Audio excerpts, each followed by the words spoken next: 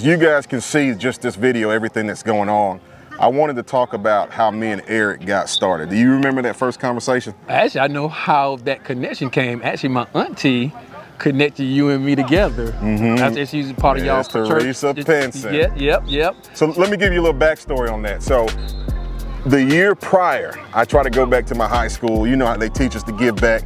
Wanted to give back, had some NFL guys coming in, and the week of the camp, it fell apart. And I kind of felt some kind of way because it fell apart. But anyway, so we started doing back to school events, and we had a big one at Theron Nichols Park. And that next day, I'm in church telling my story, and she came to church.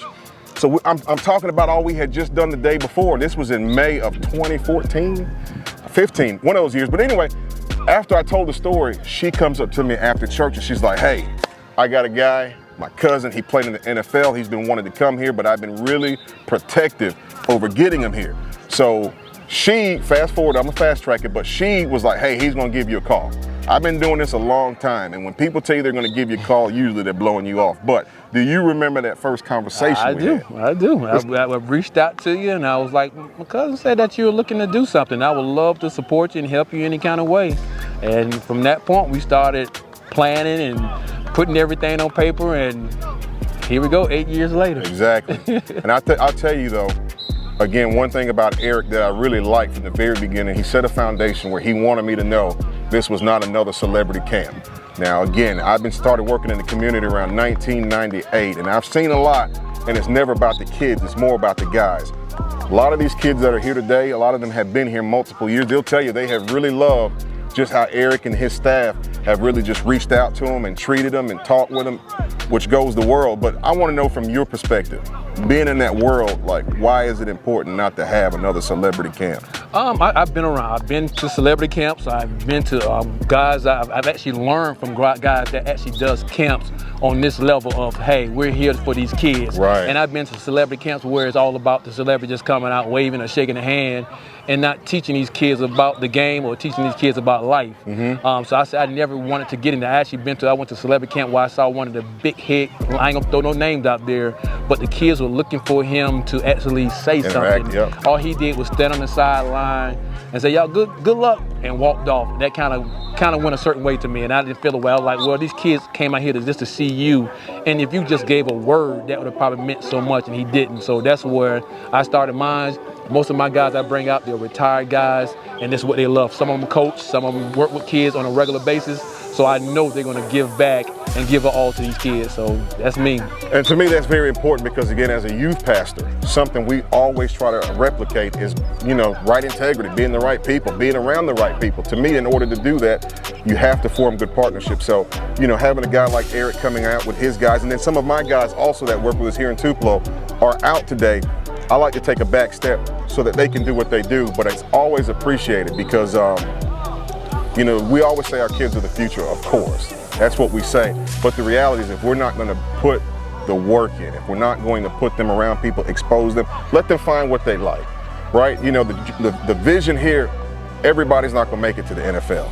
But if we can prepare them with the right character, if we can prepare them, to take these virtues. I'm in the military. Everything we do here, we carried in the military as well. So we can get the kids to see the bigger picture.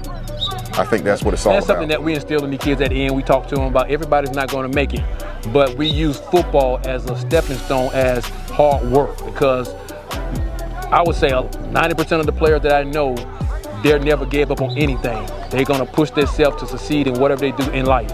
So if football is not it, what are you going to do after football? And that's what we're trying to push them to do, and football helps them to instill that, because football is hard, point blank. So it's hard. I got one more thing for you, Eden. This is for you. Well, watch this. 2 minutes, 2 minutes, 2 minutes! Work is still going on. But hey, so the first camp we had 20 kids, and you see where we balloon here. Again, like I said, you coming from Atlanta, what's kept you coming back every year and willing to work with us? And like I said earlier about when I was talking to you about it, your integrity, your effort, your hard work, you are dedicated to these kids, and I see that, and that's pushed me to want to come back. It'd be different if I had somebody who's just out here for the money, trying to make some money off kids and stuff like that, but it's all about these kids and instilling in them, hey, there's great things in you and to do better. So that's kept me coming back every year. You made my job much more easier.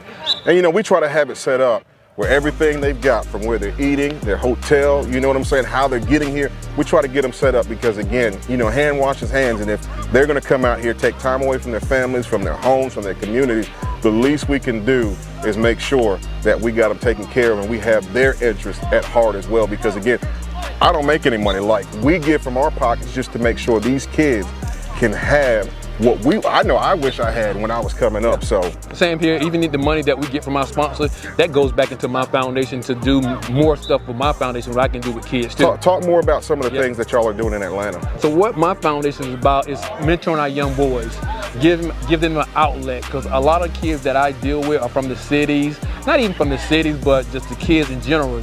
Kids don't get outside, and that's what my foundation is based about, getting kids back outside. If it's going to play kickball or going fishing, or I actually partnered with Home Depot one year to help build birdhouses. But we're getting back outside, teaching these kids about just different things to do and camaraderie with the friends in their neighborhood. Because I grew up to where everybody knew everybody. We all played together, we did stuff. Now you don't see that with these kids anymore. They might know one friend in their neighborhood and they don't do stuff. So we're just trying to get these kids back out and just surround them by positive male role models so they can look up to, like, somebody, I've been there where you've been at, guess what, you can be here too. So just surround them by good role models and getting these kids back outside. And I think it's important as well because, you know, being a youth pastor here at the Sky's the Limit Ministries, you know, what we're doing here with this camp is part of a bigger picture. And, you know, again, it's always been a blessing having Eric out. We try to mix it up every year, some new coaches, that way we keep it fresh.